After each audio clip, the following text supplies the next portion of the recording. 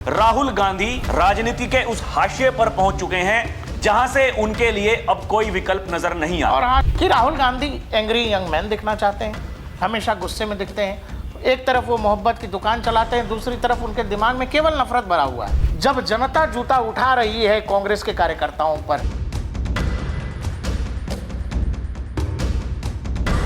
वैचारिक तौर पर आप इतने भ्रष्ट हो चुके हैं जहां आप सही और गलत देखने की क्षमता खो चुके हैं। इंदिरा गांधी जैसी नेता थी, राहुल गांधी या फिर उनकी जो माताजी थी, उन्होंने नेता बनने की भरपूर कोशिशें की, लेकिन वो उस मुकाम तक कभी पहुंच नहीं पाए। अब आपको हर गंदी चीज में राजनीति नजर आती है, हर बौंदेपन में अपना फायदा देखा जाता है। जो राष्ट्र का हित है उससे आपको कोई लेना देना नहीं है। ये 10-12 व्यक्तियों को उनके कंधे पर रख करके बंदूक चलाना जो चाहते हैं राहुल गांधी, क्योंकि उनके हाथ तो कमजोर हैं। आप मोदी विरोध करते करते राष्ट्र विरोध की सीमा को पार कर चुके हैं और आप हर वो काम करते हैं जहां पर यह लगता है कि आप पाकिस्तान से भी ज्यादा पाकिस्तान हो चुके हैं। दर्शकों, सवाल यह है कि जब राहुल गांधी ने एक रास्ता अब अपना ही लिया है जहां शरीर पर कपड़ों की कोई जरूरत नहीं है। इससे पहले राहुल गांधी जो लाइन ले रहे थे उसमें यह लग रहा था कि कांग्रेस ने वैचारिक तौर पर कपड़ों का साथ एक तरह से छोड़ दिया है, जिसमें कपड़ों की कोई जरूरत नहीं है।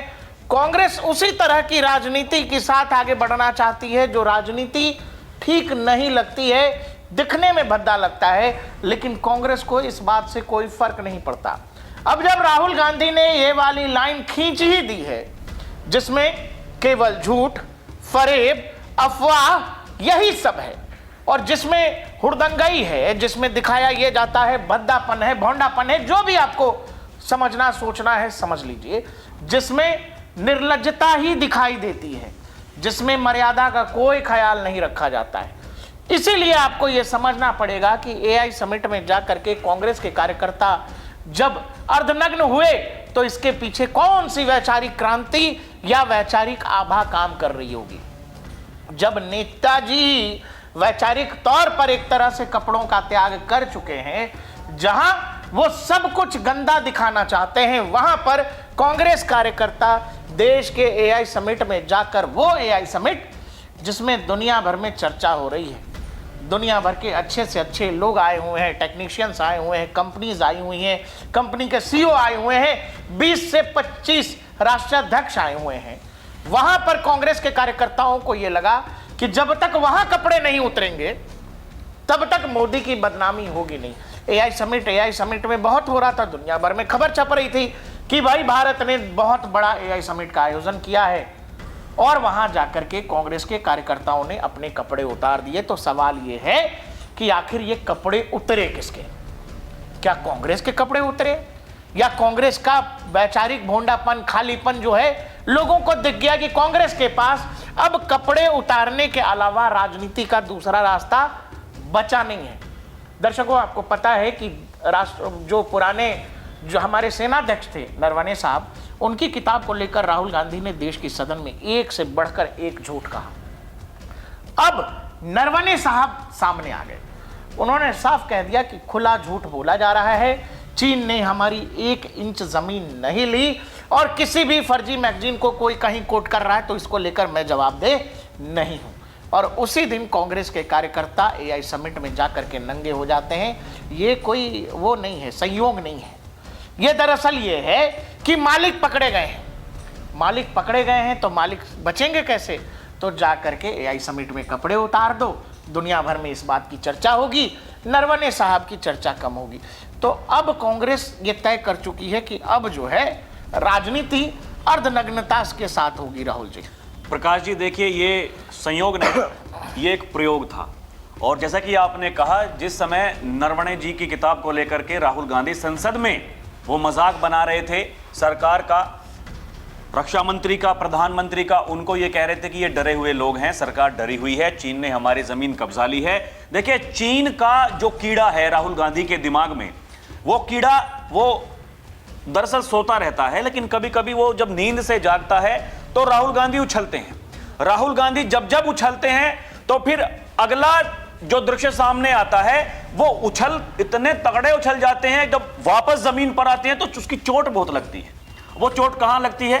प्रकाश जी, ये समझने वाली बात है। कोई आदमी उछला और उछलकर उसका बैलेंस बिगड़ गया, वो धरती पर जब गिरेगा उसको कहां चोट लगेगी? औंधे मुंह गिरे, चेहरा खराब हो जाता है। हाँ, अब क्या है, राहुल दिखाने लायक नहीं। हाँ, राहुल गांधी के पीछे जब पत्रकार कल पड़े हुए थे, तो राहुल गांधी वरिष्ठ पत्रकार हैं अर्नब गोस्वामी, वो मजाकिया अंदाज में कह रहे थे कि पूरे दिन राहुल गांधी दौड़े दौड़े भागे से कि भैया बताइए तो सही, नरवणे जी जिनको लेकर के आप ये कह रहे थे, उन्होंने ये कहा है, आपके पास में कोई जवाब है क्या?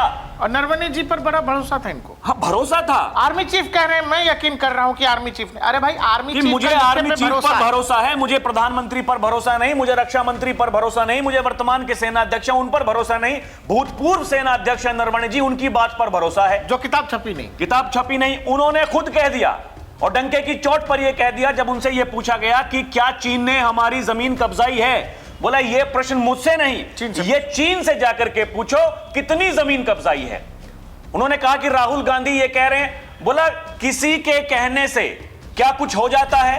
अब कल को मेरा कोई सपना आएगा और मैं आकर के ये कहने लगूंगा कि भारत सबसे बड़ी इकोनॉमी बन गई, मेरे कहने से थोड़ी बन जाएगी भाई, काम करोगे तो बनेगी, नहीं काम करोगे तो नहीं बनेगी। लेकिन राहुल गांधी को, उनकी टीम को वो समझ में नहीं आता है। राहुल गांधी राजनीति के उस हाशिए पर पहुंच चुके हैं जहां से उनके लिए अब कोई विकल्प नजर नहीं आता। और हाशिए पर भी, और ये देश ये समझ चुका है। आप ये बताओ, कांग्रेस कार्यकर्ताओं को जो लोग जूते मार रहे हैं वो लोग कौन है? इस देश की जनता है, आम लोग हैं, आम लोग, पढ़े लिखे, वही उसमें से बहुत सारे जेनजी जो ये बताते हैं वही जेनजी हैं। ऐसा आपका वैचारिक पतन हो गया है, मानसिक पतन हो गया है, वैचारिक कुदृष्टि कह लीजिए, वैचारिक तौर पर आप इतने भ्रष्ट हो चुके हैं जहां आप सही और गलत देखने की क्षमता खो चुके हैं। अब आपको हर गंदी चीज में राजनीति नजर आती है, हर बौंदेपन में अपना फायदा देखा जाता है, जो राष्ट्र का हित है उससे आपको कोई लेना देना नहीं है। आप मोदी विरोध करते करते राष्ट्र विरोध की सीमा को पार कर चुके हैं, और आप हर वो काम करते हैं जहां पर यह लगता है कि आप पाकिस्तान से भी ज्यादा पाकिस्तान हो चुके हैं। किसी दुश्मन देश से ज्यादा आपकी लाइन जो है एंटी इंडिया वाली लाइन है।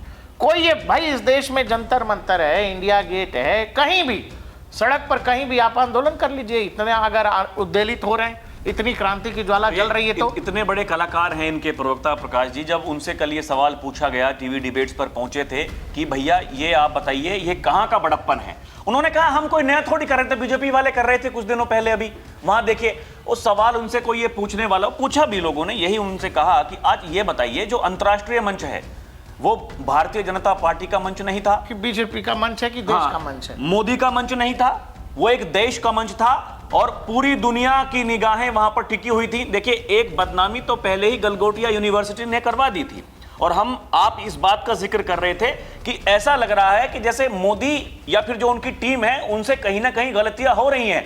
राहुल गांधी के पास में इससे बेहतर विकल्प क्या हो सकता था? अब जब दोबारा संसद चलेगी, ये जो बजट सेशन जो है, यहां राहुल गांधी को आना था और मजबूती से अपना पक्ष रखना था कि देखिए यहां आपकी चूक हुई है, गड़बड़ी है। और इस बात को हम भी कह रहे थे, इस बात को जितने भी जो प्रबुद्धजन हैं, बुद्धिजीवी हैं, वो सब इस बात को कह रहे थे, नहीं भाई ये चूक है, ये ब्लंडर है। लेकिन जब राहुल गांधी को यह लगता है कि मोदी सरकार या फिर मोदी को घेरने के लिए कुछ ऐसा सामने आ गया है, राहुल गांधी कुछ ना कुछ ऐसा कर देते हैं। छोड़िए, हमने दे दिया नया एक विषय चर्चा करने के लिए। और फिर आपको लगे कि कह रहे नरेंद्र मोदी भगवान है। भाई बहुत अच्छा आदमी है वो तो। हम पिछले एक महीने में, जैसे आप यूजीसी का जिक्र करें, यूजीसी पर सरकार की आलोचना हो रही थी, पूरे देश में प्रोटेस्ट हो रहे थे, सुप्रीम कोर्ट ने रोक लगाया। कांग्रेस क्या करती है? कांग्रेस पूर्व सेनाध्यक्ष के बयान को देश की संसद में कोट करना चाहती है, रोक लगता है। उसके बाद पूरा जो ड्रामा होता है, लोग राहुल गांधी के पीछे पड़ जाते हैं कि भाई एक किताब जो छपी नहीं उसको लेकर झूठ क्यों बोल रहे हो। और जबकि पूर्व जनरल ही कई बार कह चुके कि 1 इंच जमीन नहीं गई। अब फिर क्या हुआ? फिर कांग्रेस युवा को जो है, नेता को लोगों ने पकड़ लिया। नरवणे साहब का बयान आया कि भाई साहब बोलिए, गलगोटिया वाले कांड के बाद, लोहे के कुत्ते के बाद लोग गलगोटिया के पीछे पड़े हुए थे, सरकार के पीछे पड़े हुए थे कि भाई गलगोटिया में किसी मिनिस्टर, किसी नेता या बीजेपी के किसी बड़े आदमी का ऐसा क्या इन्फ्लुएंस है कि जहां देश में तमाम IITs हैं, तमाम तरह के स्टार्टअप्स हैं, हमारे सरकारी चैनल पर जो है गलगोटिया का एक तरह से प्रचार हो गया। लोग उसके पीछे पड़े थे, सिस्टम के पीछे पड़े थे कि इतने बड़े AI समिट में गलगोटिया जैसी यूनिवर्सिटी को आने कैसे दिया। लेकिन राहुल गांधी ने क्या किया? राहुल गांधी को जब पकड़ा गया वहां पर कि भाई साहब, जनरल नरवणे साहब ने बोला है उस पर, बोलिए, राहुल गांधी के युवा क्रांतिकारी देश की एआई समिट में अर्धनग्न होकर चले जाते हैं। और वो देखिए उनकी पार्टी के नेता क्या कह रहे हैं प्रकाश जी, इससे बड़ी विडंबना इस देश के लिए क्या हो सकती है। वो ये कह रहे हैं वो तो युवाओं का जोश था। हाँ। आप समझिए, ये 10-12 व्यक्तियों को उनके कंधे पर रख करके बंदूक चलाना जो चाहते हैं राहुल गांधी, क्योंकि उनके हाथ तो कमजोर हैं। मैं सही कह रहा हूं, भले ही वो कितनी बड़ी मसल्स बना करके घूमते हो, टी शर्ट पहन करके घूमते हो, उस व्यक्ति के हाथों में बहुत कमजोरी है। और ऐसी कमजोरी है, इस देश की जनता भली भांति ये जानती है कि अगर उसके हाथों में इस देश की बागडोर दे दी हमने तो भैया विनाश तय है विनाश। क्योंकि देखिए, इंदिरा गांधी के बारे में लोग अच्छा भी कहते हैं, बुरा भी कहते हैं। इंदिरा गांधी जैसी नेता थी, राहुल गांधी या फिर उनकी जो माताजी थी, उन्होंने नेता बनने की भरपूर कोशिशें की, लेकिन वो उस मुकाम तक कभी पहुंच नहीं पाए। देखिए, परिवार कुछ ना कुछ दे करके जाता है, जितने भी, प्रकाश जी ये बात तो आप मानेंगे। तो राहुल गांधी की राजनीति में केवल फ्रस्ट्रेशन दिखता है। देखिए, बड़े बड़े व्यापारी हैं, हमने देखा कि क्या होता है कि जो बहुत बड़े लोग होते हैं, जिनके पास में पैसा बहुत होता है, अब क्या है, जो उनके उत्तराधिकारी हैं, उनके जो बच्चे होते हैं, जो कोई समझदारी से काम लेता है तो अपने व्यापार को बढ़ाता है। पहले किसी की 3-4 फर्म होती हैं, फिर वो 10, 12, 50 कोई कर लेता है। वो आपसी विवेक, उनके जो विवेक है, समझ है, उसके ऊपर डिपेंड करता है। ठीक ऐसा ही राजनीति में भी है, उद्योग में। देखिए ना, आप बोला आपने धीरू भाई अंबानी के 2 बेटे, अनिल अंबानी, मुकेश अंबानी। मुकेश अंबानी कहाँ है, अनिल अंबानी कहाँ चले गए। मुकेश अंबानी सही से अपने पिता की लेगेसी को आगे लेकर के गए, अनिल अंबानी लगभग खात्मे की कगार पर है। कहीं कोई चर्चा नहीं, कहीं कोई बात नहीं। आए दिन ईडी से लेकर तमाम सेंट्रल एजेंसीज का छापा पड़ता है। राहुल गांधी की राजनीति आप देखो ना, पिछले 7-8 साल ले लो, इसमें जो एक चीज़ दिखाई देती है परमानेंट, वो ये कि Rahul Gandhi angry young man दिखना चाहते हैं, हमेशा गुस्से में दिखते हैं। एक तरफ वो मोहब्बत की दुकान चलाते हैं, दूसरी तरफ उनके दिमाग में केवल नफरत भरा हुआ है और फ्रस्ट्रेशन दिखता है। फ्रस्ट्रेशन इस बात की कि मैं इतने कोशिश के बाद, इतने प्रयास के बाद एक आदमी का जो इमेज है वो ख़राब नहीं कर पा रहा हूँ। एक तरफ एक आदमी दुनिया भर में समिट करा रहा है, दुनिया भर के लोग उसको वर्ल्ड लीडर बता रहे हैं, और यहाँ मैं एक अपनी पार्टी में भी खुद को लीडर स्थापित नहीं कर पा रहा हूँ। ये फ्रस्ट्रेशन है राहुल जी। और ये फ्रस्ट्रेशन ही है कि आप खुले में झूठ कहाँ बोलते हो, देश की संसद में। आपको पता है वहाँ विशेषाधिकार है। पूर्व सैन्य चीफ को लेकर के झूठ बोलते हो, आपको पता है वहाँ दी गई बात पर बाहर बात कोर्ट कोई जानेगा नहीं। और बाहर जब आपसे सवाल कोई पूछता है, आपकी जवान एकदम सन्नाटे में चली जाती है, आप एकदम मौन पकड़ लेते। देखिए, राहुल गांधी ऐसे नेता हैं, वो कोई भी मुद्दा हो वो कुछ लेकर के आते हैं। एक तो वो कभी अडानी और अंबानी, उनसे बाहर आज तक नहीं निकल पाए हैं। समय समय पर वो मुद्दा, वो पिक एंड चूज वाली बात है, अपने हिसाब से मुद्दा वो पिक करेंगे, उसको चूज करेंगे। उनका हिसाब ऐसा है। फिर जब सरकार ने, माफ कीजिएगा, सरकार का उसमें कोई रोल है नहीं, लेकिन सरकार उसके हित में है, चुनाव आयोग करवा रहा है एसआईआर को लेकर के, उन्हें राहुल गांधी को उससे बड़ा कोई मुद्दा नजर नहीं आ रहा था बिहार चुनाव के दौरान। जैसे ही बिहार हारे, राहुल गांधी सब कुछ भूल गए। वो एटम बम, हाइड्रोजन बम, फुलझड़ी बम, सारे बम खत्म, सारे बम खत्म। और उन्होंने फिर ये, उनको किसी ने बता दिया कि वो 2023 की किताब है ये नरवणे जी की। लेकिन 2.5-3 साल के बाद में उनको किसी ने कहा कि नहीं, आप देखिए यहां से करके आप घेर सकते हैं, क्योंकि आप तो ये आरोप कई बार लगा चुके। आप, वो चीन से जो प्रेम है आपका, वो बार बार उमड़ता है, वो दिखता है। किसी ने कहा कि नहीं देखिए, आप ऐसे करके ऐसे घुमाइए बात को, तो ठीक है, नरवणे जी की किताब लेकर के आए, वो पूरी संसद नहीं तो चल, और अब वो किताब का नाम नहीं ले पाएंगे। अब किताब का नाम नहीं ले पा रहे हैं, उम्र नहीं ले पाएंगे। फिर ट्रेड डील पकड़ ली। ट्रेड डील के बारे में कुछ नहीं पता। कांग्रेस के किसी नेता को, खुद राहुल गांधी को ट्रेड डील के बारे में उसका ए नहीं पता। जेड तक तो बहुत दूर तक जाएंगे, उसका ए नहीं पता, उसमें क्या है क्या नहीं है। दर्शकों, अभी तक किसी को भी नहीं पता। वाणिज्य मंत्री को पता है, पीयूष गोयल को, वो जितना बताना चाह रहे हैं उतना उन्होंने बताया है। ठीक है, सरकार के जो प्रतिनिधि हैं उनको पता है, जो बैठकों में शामिल होते हैं कैबिनेट की, जहां ये जिक्र किया जाता है, किसान बेच दिया। हाँ, और ये किसान को बेच दिया बता रहे हैं, भारत माता गिरवी रख दी। ये ऐसे कलाकार हैं। आप देखिए, ये मुद्दों की जो इनके अंदर वो पकड़ने की जो समझ है, मुझे क्या करना चाहिए क्या नहीं करना चाहिए, और ये किसको बदनाम करने की कोशिश करते हैं। और वो बदनामी करते करते, देखिए, आप सरकार का विरोध कीजिए, बढ़िया बात है, अच्छी बात है, सरकार का विरोध करना चाहिए। सरकार की नीति पर अगर आप उनकी आलोचना नहीं करेंगे, सरकार को ये लगेगा हम भगवान बन गए। हुआ ना यूजीसी में गड़बड़ी, गलगोटिया यूनिवर्सिटी को लेकर के गड़बड़ी हुई ना सरकार से, किसने टांग नहीं खींची? जिस मीडिया को आप गोदी मीडिया बताते हो, उन मीडिया वालों ने कैसे गलगोटिया यूनिवर्सिटी की खाल खींच ली, आप समझिए। और जहां गलत कोई करेगा उसको गलत ही कहा जाएगा। सरकार की आलोचना जहां करनी होगी तो आलोचना लेकिन की जाएगी। गलगोटिया ने जो किया और आपने जो किया, ये जो नंगाई आपने, उसमें धरती आसमान का फर्क है। ये जो दुनिया के सामने आपने नंगाई दिखाई, वो ये बतलाता है कि कांग्रेस अब वैचारिक तौर पर भी नंगाई की ही दिशा में आगे बढ़ रही है। इसमें अब कोई आवरण नहीं है, कोई कपड़ा नहीं है, कोई छिपाना रखना नहीं है। उसको इस बात की परवाह ही नहीं है कि देश के बारे में लोग क्या सोचेंगे, कांग्रेस पार्टी के बारे में लोग क्या सोचेंगे, क्योंकि उसका नेता वैचारिक तौर पर ऑलरेडी बिना कपड़ों वाला रास्ता अपना चुका है। फिर ये कहते हैं वोट चोरी हो रही है, वोटों की डकैती हो रही है। वहां लोगों ने आपको जूते मारे हैं। आप जो कुछ कर रहे थे, एआई समिट में पहुंचे लोगों ने जूते मारे। वहां जो सिक्योरिटी वाला है, जो वहां के सफाई कर्मी है, उन्होंने जूते मारे हैं। तो कांग्रेस का वैचारिक तौर पर जमीन पर क्या हाल है, लोगों को यह समझ में आने लगा है। और जब आप इस देश के समाज, इस देश के मिजाज के खिलाफ जब आप जाते हैं, तो आप फलाने जी के आदमी हैं, आप राहुल जी के भेजे गए कार्यकर्ता हैं, आपके पास युवा जोश है, इससे लोगों को कोई मतलब नहीं है।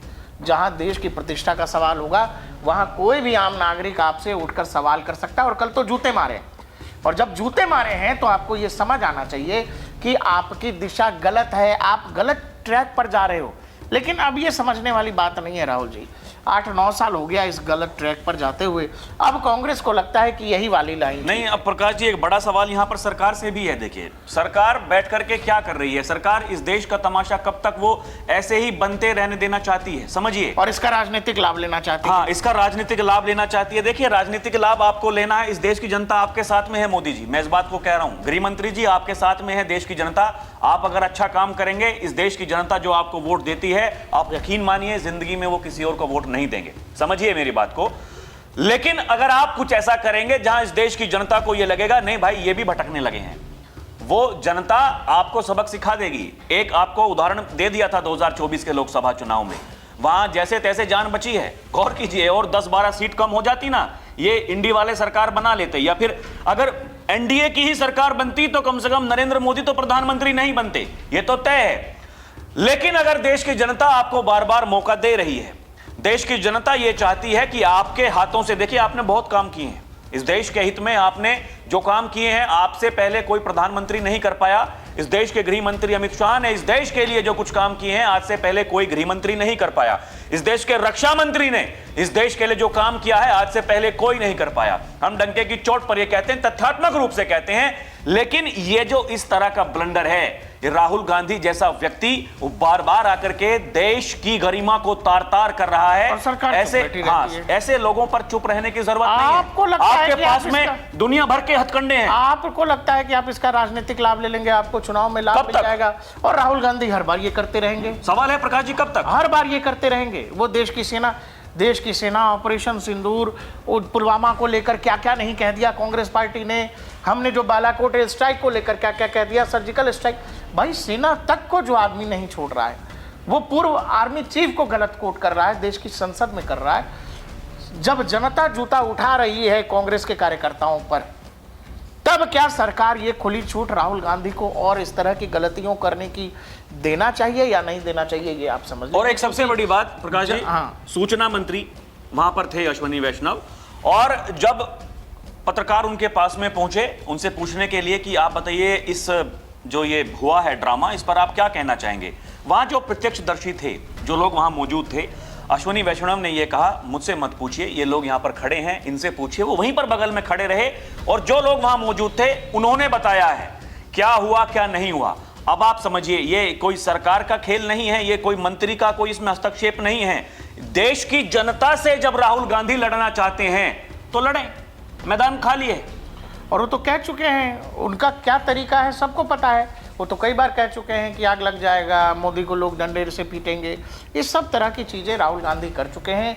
अब वो नेक्स्ट लेवल पर जाना चाहते हैं। तो क्या देश में जो है नरेंद्र मोदी सरकार, केंद्र सरकार जो है उस नेक्स्ट लेवल को देखना चाहती है, या उस नेक्स्ट लेवल पर जाने से पहले राहुल गांधी जो कुछ चाह रहे हैं और जो उचित उपाय है राहुल गांधी का, वो अब सरकार को करना चाहिए।